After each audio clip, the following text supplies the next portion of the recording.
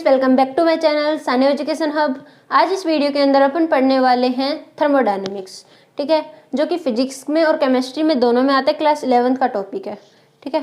Thermodynamics में सबसे पहले अपन पढ़ते हैं system, surrounding and boundary wall, जो कि इसका मेन पार्ट है इस चैप्टर का, ठीक है। इस चैप्टर में अपन पढ़ेंगे सिस्टम, सबसे पहले सिस्टम, ठीक है। दूसरा पढ़ेंगे सराउंडिंग, थर्ड पढ़ेंगे बाउंड्री वॉल। देखो सिस्टम क्या होता है, किसी एक चीज के बारे में अपन को रीड करना है, मतलब उसके बारे में स्टडी करनी है, वो सिस्टम कहलाता है, ठीक है। जैसे मार्कर है, मुझे इसके बारे में पढ़ना है, सिर्फ इस मार्कर के बारे में पढ़ना है, तो ये सिस्टम हुआ, ठीक है। इसके चारों ओर की चीजें जो है वो सराउंडिंग कहलाएंगी, ठीक है। मार्कर सिस्टम हुआ, चारों ओर की चीजें क्या हो गई, सराउंडिंग हो गई। मैं भी सराउंडिंग हूँ इसके, अगर इसको लेके चलते हैं अपन, इसको सिस्टम लेके चलते हैं, तो मैं भी सराउंडिंग हुई, ठीक है। अब कोई चीज, कोई वॉल जो इससे मेरे को अलग कर दे, सिस्टम को सराउंडिंग से अलग कर दे, वो बाउंड्री वॉल होती है, ठीक है। जैसे कोई बॉक्स है, अगर इसके अंदर की चीजें पढ़नी है अपन को बस, वो क्या कहलाएगी, सिस्टम, ठीक है, कोई दिक्कत नहीं है। अब ये वॉल हो गई, जो कि ये चारों ओर की चीजें क्या हो गई, ये सराउंडिंग हो गई, इसके चारों तरफ ये पूरा रूम जो है सराउंडिंग हो गया, अगर अपन को सिर्फ इसके बारे में पढ़ना है तो, ठीक है। अब ये वॉल है, ये जो अपन को इससे अलग कर रही है, तो इसको बाउंड्री वॉल कहा गया है, ठीक है, बाउंड्री वॉल। और जो बाकी बचा कुचा सारा क्या बच गया अपना, सराउंडिंग। सिर्फ यही सराउंडिंग नहीं है, मैं बता रही हूँ पूरा ये बोर्ड जो लग रहा है ये भी सराउंडिंग हुआ इसका, ठीक है। तो समझ आ रही होगी आपको मेरी बात, तो ये सराउंडिंग हो गई। तो सिंपल सी चीज है, जिसके बारे में पढ़ना है वो सिस्टम, जो चारों जो उसके अलावा बच गया वो सराउंडिंग, और जो सिस्टम को सराउंडिंग से अलग कर दे उसको बाउंड्री वॉल कहा जाता है, ठीक है। सिस्टम के टाइप्स होते हैं open system, close system and isolated, ठीक है। देखो ओपन सिस्टम क्या होता है, मैं इसका एग्जांपल देके आपको समझाती हूँ, ठीक है। जैसे एक बीकर ले लिया अपन ने, इसमें पानी है, बीकर में पानी है, अपन ने इसको बर्नर पे रख दिया, ठीक है, बर्नर पे रख दिया, फायर लगा दी, ऑन कर दी मतलब, ठीक है। तो ये पानी थोड़ी देर में एवापोरेट होके मैटर बाहर निकल जाएगा, पानी एक क्या हो गया, मैटर हो गया, तो ये बाहर आ जाएगा, ठीक है, कोई बात नहीं। हीट भी दूर हो जाएगी, इससे हीट भी आउट हो जाएगी, ट्रांसफर हो जाएगी हीट भी। तो वो सिस्टम जिसमें हीट और मैटर दोनों ट्रांसफर हो जाए उसको ये अपन ओपन सिस्टम कहते हैं। क्लियर है यहाँ तक। क्लोज सिस्टम क्या होता है, जिसके अंदर अपन इसको क्लोज कर देते हैं, ये देखो क्लोज कर दिया मैंने इसे। अब इसको भी हीट प्रोवाइड करवाते हैं अपन, ठीक है भाई, करवा दी। इसके अंदर जो पानी है वो एवोपोरेट होके यहीं पर आएगा, बाहर नहीं जा सकता क्योंकि कवर्ड है, ठीक है। तो इसमें से सिर्फ थोड़ी देर बाद हीट ट्रांसफर हो जाएगी, ठंडा नहीं होगा पानी। आप पानी को गर्म करोगे, ढक के रख दोगे, क्या ठंडा नहीं होगा, पर मैटर नहीं जाएगा बाहर इस बार, ठीक है। जिसमें मैटर और हीट दोनों जाए वो ओपन, जिसमें सिर्फ हीट बाहर निकल जाए, मैटर अंदर ही रह जाए, वो क्लोज। आइसोलेटेड, जिसमें कुछ भी बाहर ना निकले, जैसे ना हीट ना मैटर, ठीक है, तो वो होता है अपना थर्मस, ठीक है।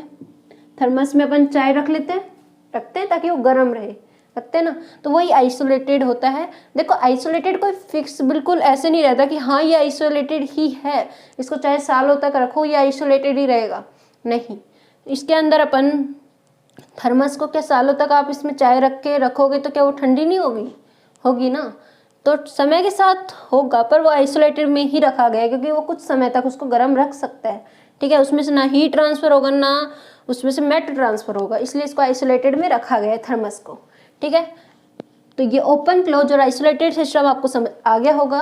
नेक्स्ट आते हैं अपना सराउंडिंग का कोई भी टाइप्स नहीं होता, सराउंडिंग के कोई टाइप्स नहीं होते हैं, ठीक है। बाउंड्री वॉल के कुछ नेम है, जैसे रिजिड वॉल, ठीक है, एक नॉन रिजिड हो जाएगी, एक हो जाती है कंडक्टिंग, ठीक है, एक हो जाती है नॉन कंडक्टिंग, ठीक है, एक होती है परमिएबल और एक हो जाती है नॉन परमिएबल, ठीक है। तो ये बाउंड्री वॉल पढ़ ली अपन ने, सिस्टम पढ़ लिया, सराउंडिंग पढ़ लिया, ठीक है, ये आपको समझ आ गया होगा। अब अपन पढ़ते हैं zeroth law of thermodynamics. Zeroth law of thermodynamics क्या है, वीडियो पे एंड तक बने रहिएगा ताकि आपको समझ आ सके। और अगर कोई टॉपिक समझ ना आए तो कमेंट सेशन में आप मेरे को बता सकते हैं, मैं आपके डाउट्स जरूर सॉल्व करूँगी। चलो अब देखते हैं जीरोथ लॉ ऑफ थर्मोडायनेमिक्स, यही लिख देती हूँ, जीरोथ लॉ ऑफ थर्मोडायनेमिक्स, ठीक है। तो देखो जीरोथ लॉ क्या होता है थर्मोडायनेमिक्स का, मैं एक डायग्राम बनाती हूँ, उससे आपको समझ आ जाएगा बहुत इजी से। ये मैंने एक वॉल बनाई है जिसका नाम मैंने दिया नॉन कंडक्टिंग वॉल। कौन सी वॉल है ये, कंडक्टिंग, ठीक है। मैंने एक कंडक्टिंग वॉल बना ली, ठीक। यहाँ पर मैंने एक नॉन कंडक्टिंग वॉल बना दी, नॉन कंडक्टिंग वॉल जो किसी भी हीट का आना जाना एबल ना कर पाए, ठीक है, मतलब हीट ना आ सके उसमें, वो नॉन कंडक्टिंग है। ये इसमें हीट ट्रांसफर हो सकती है, ठीक है, मैं ये स्पेस ऐसे नहीं बना रही हूँ, बता रही हूँ बस आपको, इसमें हीट आना जाना लगा रहेगा। इसका नाम ए दे दिया मैंने, इसका नाम बी, इसका नाम सी, ठीक है। देखो अगर ए का थर्मल इक्विलिब्रियम सी के साथ है, ए का थर्मल इक्विलिब्रियम किसके साथ है, सी के साथ है, बी का थर्मल इक्विलिब्रियम सी के साथ है, तो ए का भी तो बी के साथ होना चाहिए ना।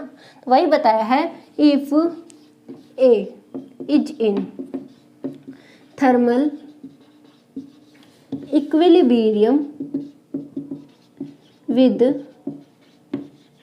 सी and B is also in thermal equilibrium with C, then A is equal to B in thermal equilibrium, मतलब ए बी जो है बी के इक्वल होगा, ठीक है। तो ये जीरोथ लॉ ऑफ थर्मोडायनेमिक्स कहलाता है। इजी है ना बहुत। देखो अगर अपन इसको मतलब इसका प्रूव करना चाहे तो ए किसके इक्वल बताया इसने, सी के, बी किसके इक्वल बताया है, सी के, ये अपना फर्स्ट हो गई, इक्वेशन सेकंड हो गई। अब इक्वेशन फर्स्ट और सेकंड से अपन को क्या पता चलता है कि ए जो है किसके इक्वल हो गया, बी के, ठीक है। यही अपन को प्रूव करना था कि ए भी किसके इक्वल हो जाएगा, बी के, ठीक है, थर्मल इक्विलिब्रियम में। ये अपना जीरोथ लॉ ऑफ थर्मोडायनेमिक्स था। इसी के साथ अब अपन पढ़ते हैं फर्स्ट लॉ ऑफ थर्मोडायनेमिक्स, ठीक है।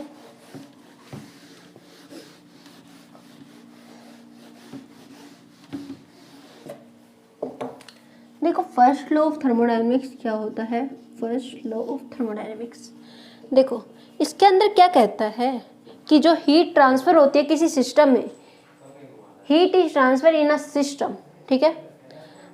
और उसके अंदर अगर हीट का अपन ने ये फॉर्मूला लिखा, हीट का साइन होता है क्यू, ठीक है। हीट ट्रांसफर हो रही किसी सिस्टम में और उसके अंदर sum of internal energy, internal energy को अपन यू से रिप्रेजेंट करते हैं, ठीक है। इंटरनल एनर्जी क्या होती है, काइनेटिक एनर्जी और पोटेंशियल एनर्जी का अपन ऐड कर देंगे तो इंटरनल एनर्जी अपन को मिल जाएगी, ठीक है। तो इंटरनल एनर्जी और वर्क डन जो है उसके द्वारा जो सिस्टम के द्वारा करा जा रहा है उसी का सम जो है अपना हीट, ये फर्स्ट लॉ ऑफ थर्मोडायनेमिक्स कहलाएगा।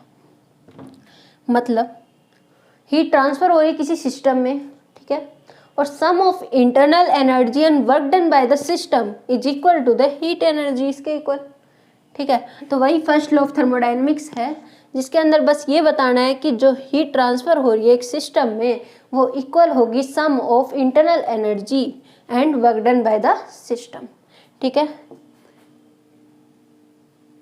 According to this law if heat is transfer in a system is equal to sum of